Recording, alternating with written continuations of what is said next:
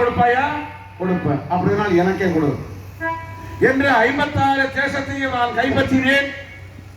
அதன் பிறகு அன்னவரை அந்நிய தேசம் ஓட்டி விட்டேன். அப்போதுதான் அவன் கிளம்பும் போது, ஹரிச்சந்திர, நான் யாகம் செய்ய வேண்டும் திரவியம் கேட்டேனே, அது உன்னிடத்தில் இருக்கிறது, கொடு என்று கேட்டேன். சுவாமி, உத்தரவு வைத்தபடி இருக்கிறது, எடுத்து செல்லுங்கள் என்றான். அடே, நீ தாரை வார்த்து கொடுக்கும் போது நீங்க செய்யலடா, நீங்க செய்த காரணத்தினால் அது உன் சொத்து இல்ல, என் சொத்து இல்ல, மக்களின் சொத்து. சொன்னபடி கொடு, இல்லைன்னா இல்லை இல்லை இல்லை என்று சொல்லி போயிடுவோம்.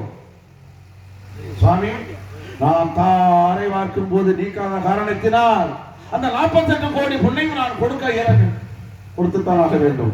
ஆனால் எனக்கு 48 நாள் தவணை கொடுங்கள் என்று கேட்டான். அப்படியா? உனக்கு நான் தவணை தரேன், உன்னை எங்கே பார்ப்பது, எனக்கு நிறைவை எப்படி வந்து சேருவது என்று கேட்டபோது, நானோ காசிமா நகரம் செல்கிறேன், அங்கே சென்று உங்களுக்கு வேண்டிய நிறைவேற்ற ஏற்பாடு செய்கிறேன் என்று கூறினான்.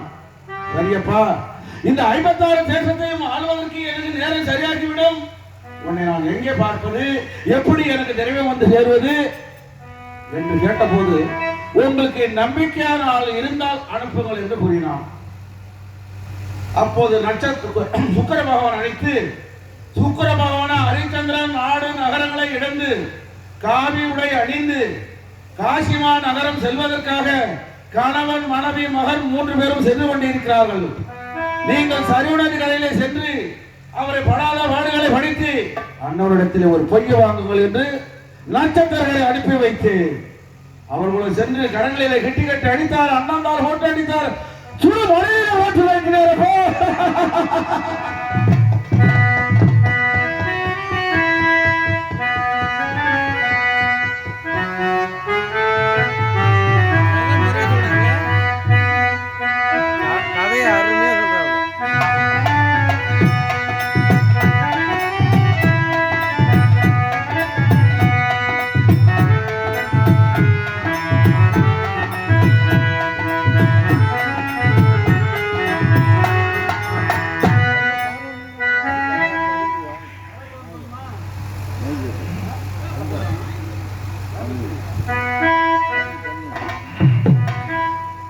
ஹரிச்சந்திரன் சரிவுணதி கரையிலே சென்று கொண்டிருந்த போது அங்கே நட்சத்திரவர் சென்று இவ்வளவு கொடுமைகளை செய்தார். அப்போது ஹரிச்சந்திரன் கூறினான், சுவாமி, இந்த அத்துவான காரணத்திலே என்னை இப்படியெல்லாம் கொடுமை செய்தால் உங்களுக்கு திரையம் வருமா? என்னோடு காசிமா நகரம் வாருங்கள், 48 கோடி பொன்னையும் தருகிறேன் என்று ஹரிச்சந்திரன் சொன்னான். அப்படி நான் வர வேண்டுமானால் எனக்கு தரகு சம்பளம் 10,000 பசுமன் கொடுத்தா வருவேன், இல்லைன்னா இதே இடத்தை கொடுக்க வேண்டும் என்று அவனை விரட்ட, அந்த விஸ்வாமித்திர மகரிஷிக்கு 48 கோடி திரவியம் கொடுத்தது போக விதி இருந்தால் தருகிறேன் என்று சொன்னார். ஹரிச்சந்திரன் காசிமா நகரம் சென்றான்.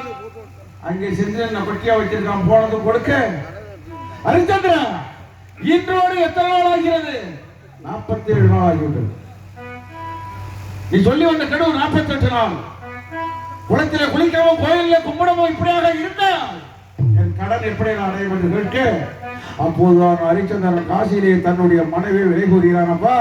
ஹரிச்சந்திரன் தன் மனைவியை காசிமா நகரத்தில் விலை கூறி கொண்டிருக்கிறாரப்பா.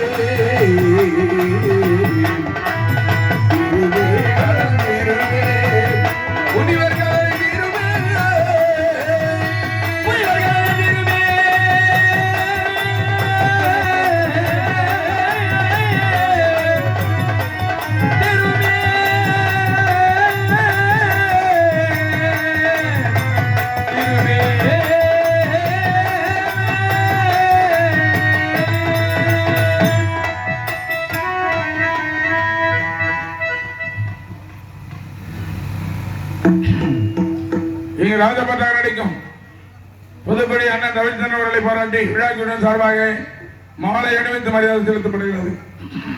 மாலை அணிவித்து மரியாதை செலுத்திய விழா குழுவினருக்கு எங்கள் கலைக்குழுவின் சார்பாக நன்றி கலந்த வணக்கம்.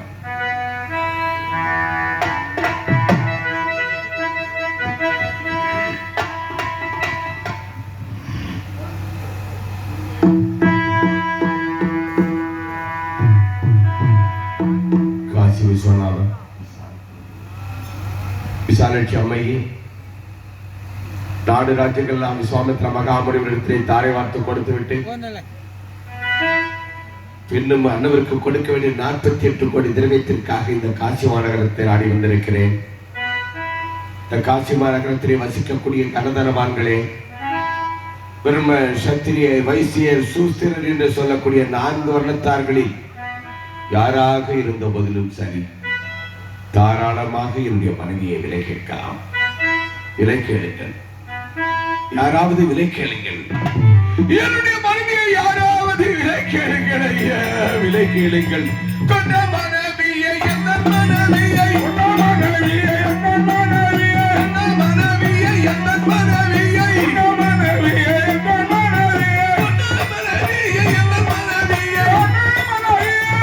மனைவியை எந்த மனைவியை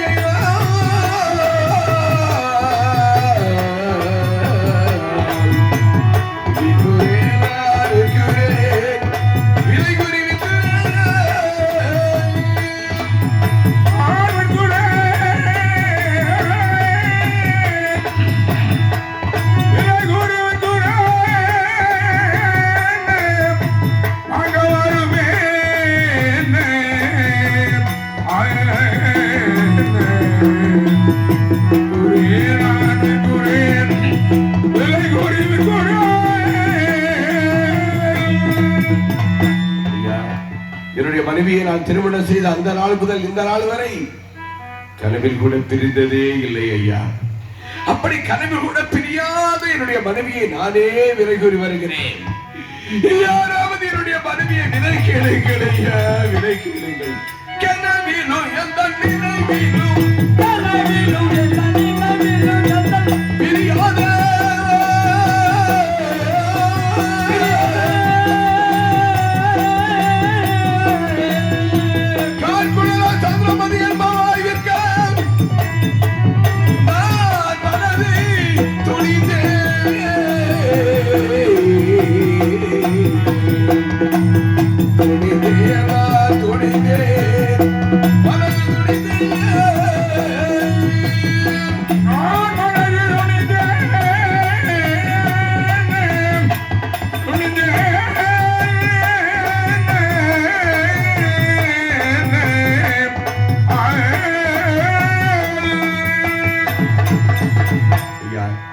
என்னுடைய மனைவியை தாங்கள் விலை கொடுத்து வாங்கினால் காலையில இடக்கூடிய வேலைகளை இரு கரங்களாலும் தட்டாமல் செய்வாள் ஐயா. இட்ட வேலைகளை தட்டாமல் செய்வாள். ஐயன் வீடு செல்ல மாட்டாள். என்னாக்கு 32 லட்சம் பொருந்தியா என்னுடைய மனைவி. அப்படி என்னாக்கு 32 லட்சம் பொருந்திய என்னுடைய மனைவியை நானே விலை கொண்டு வருகிறேன். யாராவது என்னுடைய மனைவியை விலை கேளுங்கள் ஐயா, விலை கேளுங்கள். அண்ணா போல எந்த தேவி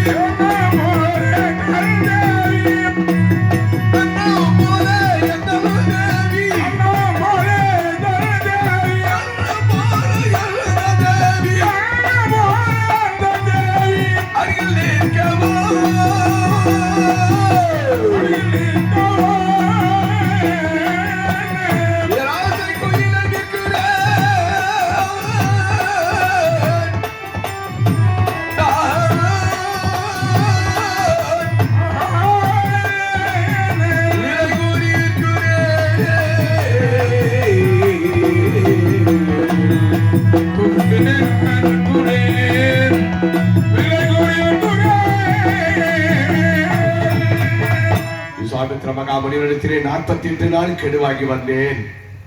இன்னொரு 47 நாட்கள் முடிந்து விட்டது.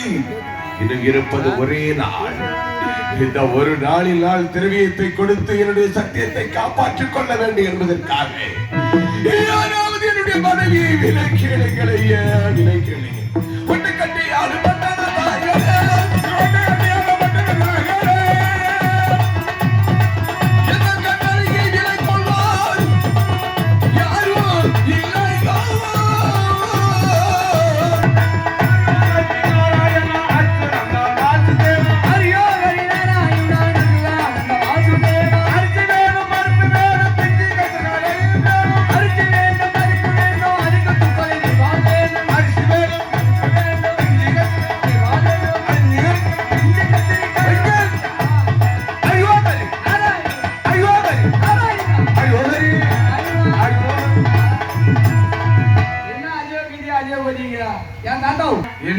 இந்த வயசுக்கு மேல